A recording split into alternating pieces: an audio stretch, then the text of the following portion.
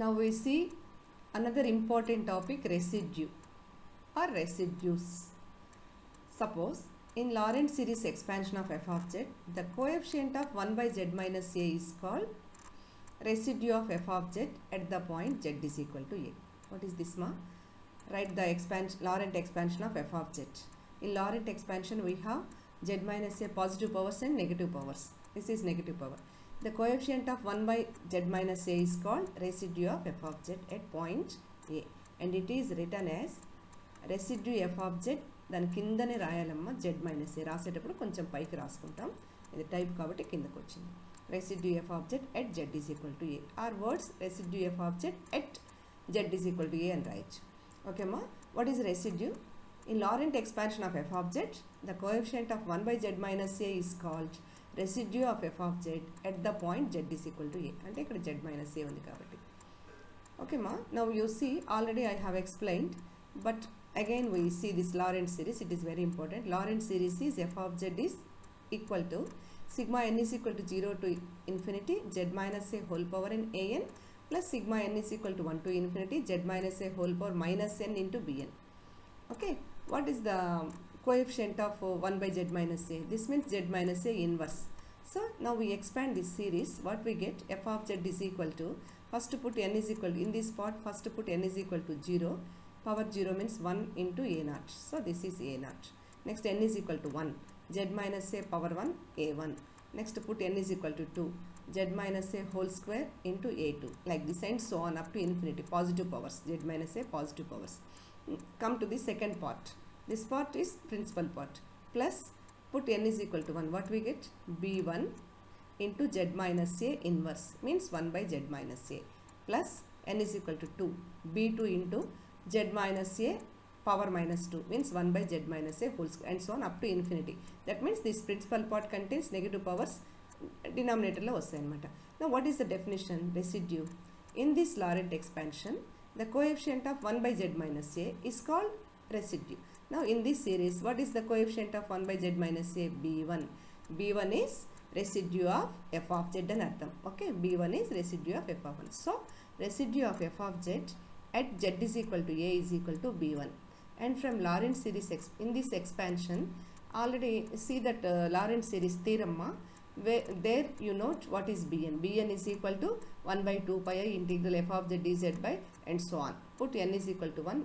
Finally you get b1 is this. So the residue of f of z is b1. That's why from Lorentz series b1 is this.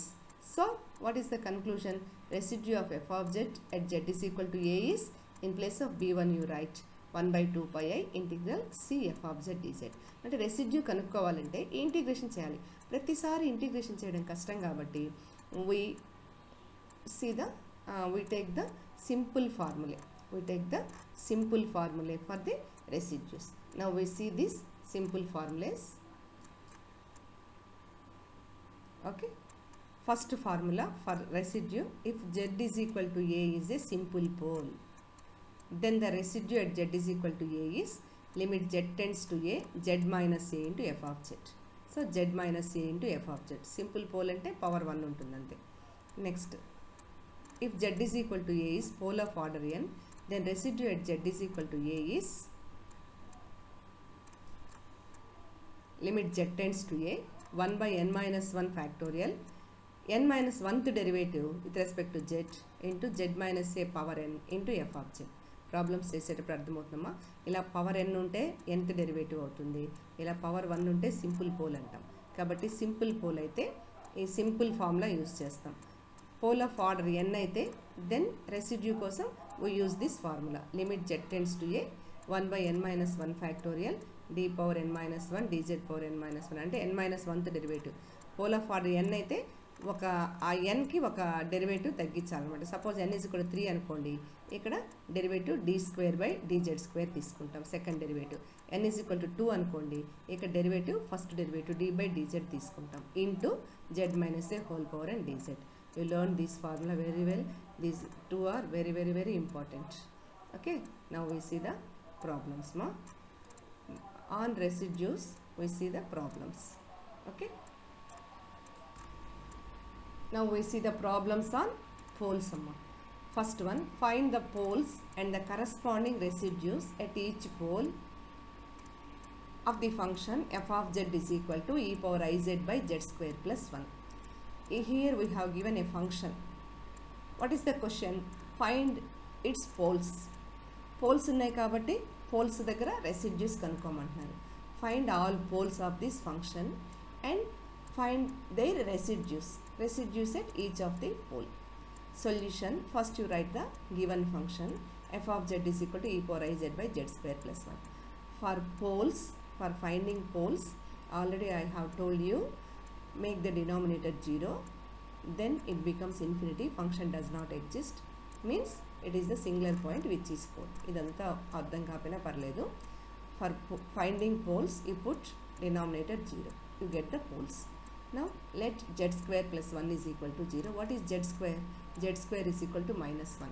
Minus 1 is nothing but I square. Z square is equal to I square. Appudu z is equal to plus or minus I అవుతుంది. Suppose x square is equal to 25. X is equal to plus or minus 5 అంటాం కదా. అలాగే z square is equal to I square. Now z is equal to plus or minus I. అంటే z కి 2 values వచ్చాయి. Z square లో equation కాబట్టి 2 values వచ్చాయి. Now z square is equal to I square means z is equal to plus I minus I. So దీని make the denominator 0, we get the values I minus I. అంటే ఏమని అర్థం? These are poles, which means function is not analytic at this one. Function is not analytic రాయకపోయినా పర్లేదు, these two are poles అని చెప్పాలి. Okay, therefore the poles of f of z are I and minus I. The poles of f of z are I and minus I. అంటే ఈ డినామినేటర్కి మీరు roots కనుక్కున్నారు అని అర్థం. ఇది ఈక్వేషను, వచ్చిన వాల్యూ ఏమని అర్థం? ఈక్వేషన్ అంటే ఇదొక ఈక్వేషన్ అమ్మ, వచ్చిన వాల్యూస్ ఏమని? రూట్స్ అని. కాబట్టి ఈ డినామినేటర్ ఈక్వేషన్ తీసుకుంటే ఈజ్ ఈక్వల్ టు 0, రూట్స్ వచ్చాయి. Okay, these two are simple poles of given function. Therefore the poles of F of Z are i minus i. వీటిని ఏమంటాం? ఈ ఈక్వేషన్కి రూట్స్ అని చెప్తాం. Simple poles are this one. అంటే how many poles we get here? 2 poles. ఈ 2 poles దగ్గర ప్రతి పోల్ దగ్గర మనకి రెసిడ్యూ వస్తుంది. సీ ద ఫస్ట్ వన్ మా, if z is equal to A ఈ సింపుల్ పోల్. సింపుల్ పోల్ అంటే దీనికి హోల్ పవర్ ఏం లేదు కదా, అందుకని సింపుల్ పోల్ అనమాట. దీన్ని ఎలా రాయచ్చు? ఇప్పుడు z స్క్వేర్ ప్లస్ 1ని 2 రూట్స్ కాబట్టి z is equal to i ఒక root, z is equal to minus i ఒక రూట్ కాబట్టి z minus i into z plus i రాయొచ్చు. దీని ప్లేస్లో z స్క్వేర్ ప్లస్ 1 ప్లేస్లో z minus i into z minus i అని రాయొచ్చు. ఓకేనా? చూడండి ఎలా రాశాను నేను. ఎఫ్ ఆఫ్ జెడ్ ప్లేస్లో Z plus i into Z minus i రాయొచ్చు. ఓకేమ్మా? అప్పుడు ఈ జెడ్ ప్లస్ ఐకి పవర్ 1 కదా ఉంది, జెడ్ మైనస్ ఐ కూడా పవర్ 1 కదా. అప్పుడు ఈ పోల్స్ని సింపుల్ పోల్స్ అంటాం. సో సీదా we have 2 poles here, 1 and -1. At each pole the question is find the residues at each pole అన్నారు. కాబట్టి ఎన్ని పోల్స్ దగ్గర రెసిడ్యూస్ కనుక్కోవాలి మనం? 2 poles దగ్గర రెసిడ్యూస్ కనుక్కోవాలి. Okay, see the formula. If z is equal to a is a simple pole, then residue at z is equal to a is, this is the formula. Now see the first one, residue at z is equal to I. z is equal to a దగ్గర అయితే ఇది formula, z is equal to I దగ్గర కాబట్టి formula limit z tends to I.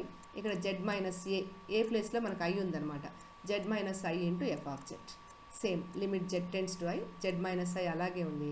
F of Z అంటే ఇది కదా, ఈ power IZ by, దీని రూట్స్ వచ్చేసి ప్లస్ ఐ మైనస్ ఐ, అంటే ఒక ఫ్యాక్టర్ z మైనస్ ఐ, ఒక ఫ్యాక్టర్ ఐ ఇటు వస్తే ఆ మైనస్ ఐ ఇటు వస్తే z ప్లస్ ఐ. కాబట్టి ఇలా రాస్తాం, ఈ power IZ by z plus i into z minus I.